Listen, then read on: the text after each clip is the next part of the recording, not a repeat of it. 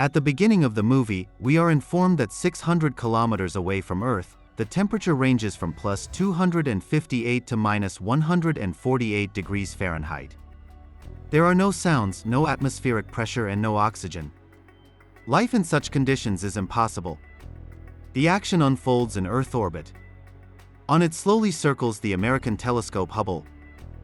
One of the astronauts, Mike Kowalski, is in space in a spacesuit and tells a sad story. The man had once been in Earth orbit for 42 days and was sending air kisses to his wife while flying over Texas. Back on Earth, Kowalski learned that she had run away from him with a lawyer. A dispatcher at Houston's Flight Control Center interrupts the man and says they've heard the story a million times before and have memorized all the details, even the make of the car his wife drove away in. Houston also asks for more specifics about the Hubble breakdown. Another of the astronauts reassures the dispatcher, saying that the system is almost ready to restart. Houston points out that Ryan Stone's temperature and blood pressure readings have dropped. The heroine asks her not to worry about her and not to get in the way of getting the job done. Stone reveals that the lack of signal is due to a broken communications panel. It takes the heroine about an hour to fix it, and before she begins, she asks Kowalski to turn off the music playing. The man offers to help Stone with the fix and asks how she is feeling. The heroine replies that she feels like she's been shoved into a washing machine. Kowalski recalls that he didn't feel very well during the first flight either. Houston relays information about the destroyed Russian satellite, but says that the debris poses no danger. Stone continues to work, listening to Kowalski's stories and admiring the view. Suddenly, Houston demands that the operation be aborted and they return to the Shuttle Explorer. Debris has damaged other satellites, and parts of them are traveling toward Hubble at high speed. Kowalski realizes that communication with Earth could be cut off at any moment. The debris reaches the Hubble and carries the heroine attached to the panel into space. Stone manages to regain consciousness and realizes that she is not far from the shuttle. The heroine relays the information to Kowalski. Soon the man finds Stone and makes jokes to lift her spirits. Kowalski asks her to breathe more slowly and calmly so as not to waste oxygen. The man secures Stone to him with a special cable, then begins the journey to the shuttle. Kowalski relays the information to Houston, hoping that despite the silence, they can hear him and prepare the Explorer for docking. Stone realizes she has only 6% oxygen left. Kowalski expects that in about 90 minutes, debris from the satellites will again come upon them in the same location, circling the globe. Upon reaching the shuttle, the heroes realize that its damage is too severe. Kowalski decides to move to the ISS to use their emergency capsule to return to Earth. Along the way, the man tries to relay information about his movements to the space station and Houston. On the way to the MX, Kowalski discovers that the heroine lives in Illinois. After calculating that it is now about 8 p.m. there, the man asks what Stone would be doing at that time if she were on Earth. The heroine replies that she would be driving home and hearing the radio. Kowalski clarifies if there is someone on Earth that she loves very much. Sandra says she had a daughter. The man turns off the music in the spacesuit and asks to continue the story. The heroine specifies that 4 years ago, her daughter was playing catch-up at daycare. The girl slipped, hit her head, and never recovered. Since then, Sandra has gone to work and has become lonely. The conversation is interrupted by a message that the heroine's oxygen is almost at zero. Kowalski asks to inhale very rarely and slowly, and informs that there is not much left to the ISS.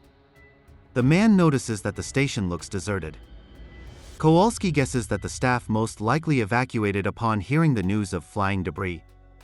The man still wants to land on the ISS to find the great Russian drink that many use as fuel.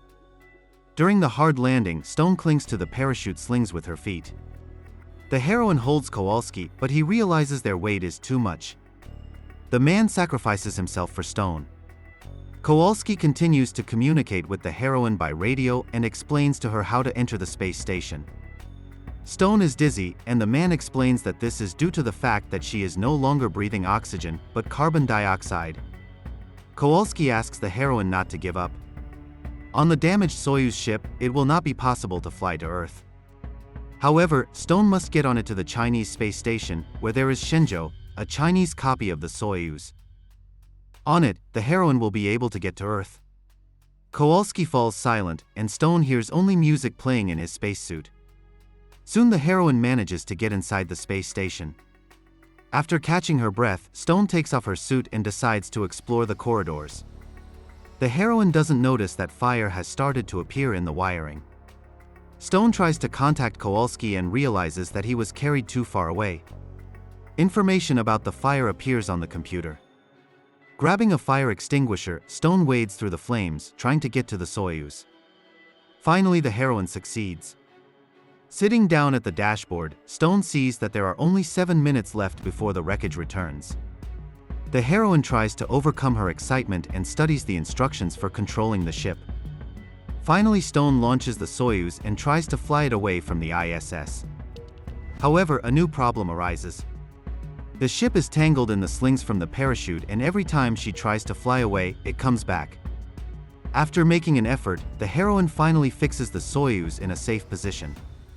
Stone realizes that she needs to go into space again.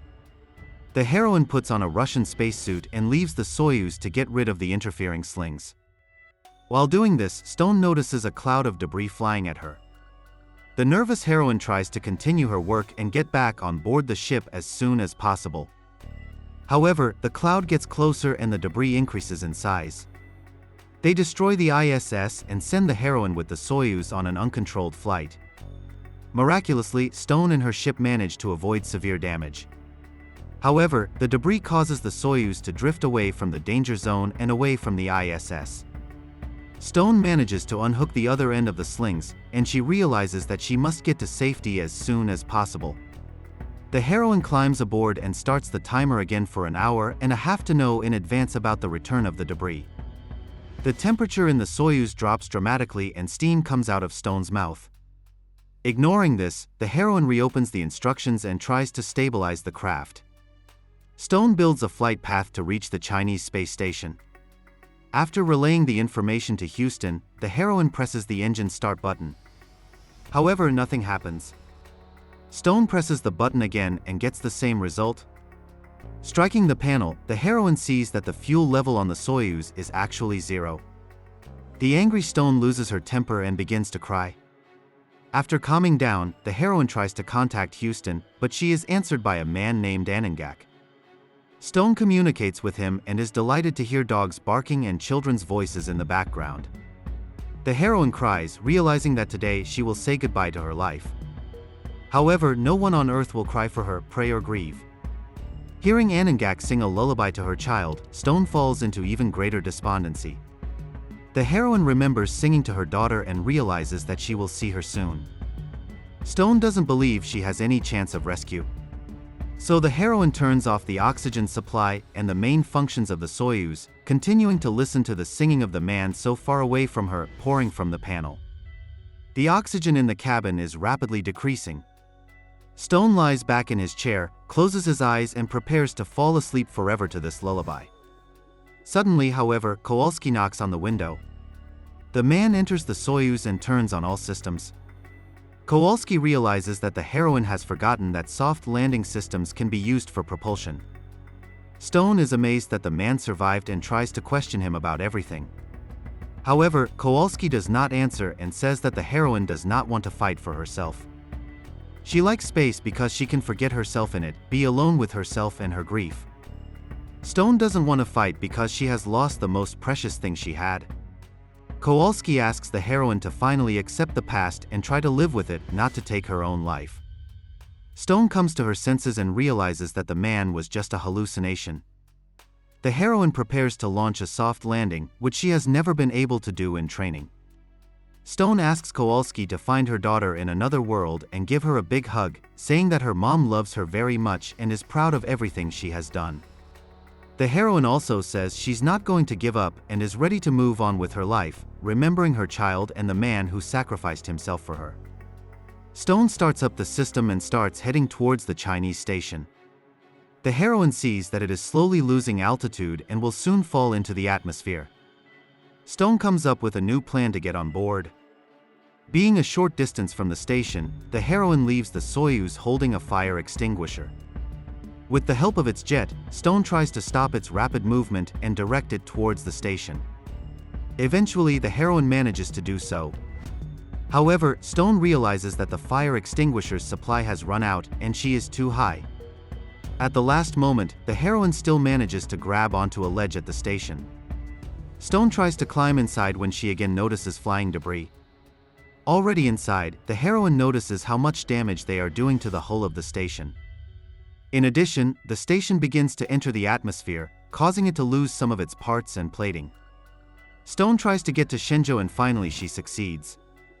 Remembering the Soyuz control system, the heroine starts the craft and realizes that it is ready for flight. Stone records a message for Houston and reports her maneuver. The Chinese station begins to crumble into burning wreckage. The heroine isn't one of them. Stone tries to cope with the strong shaking and high temperature, realizing that now it is necessary to rely only on luck. Finally, the debris where the fire started falls straight into the lake. Stone tries to get out, but she is stopped by a turbulent stream of water. After plunging into the depths, the heroine still gets out and, having thrown off her heavy spacesuit, swims to the surface. Despite her fatigue, Stone manages to reach the shore. The heroine gets up and walks along the shore, looking back at her native landscapes. This is the end of the movie. Thank you all for watching this video to the end. Give this video a like. Write in the comments what you think about this movie, and see you in new videos.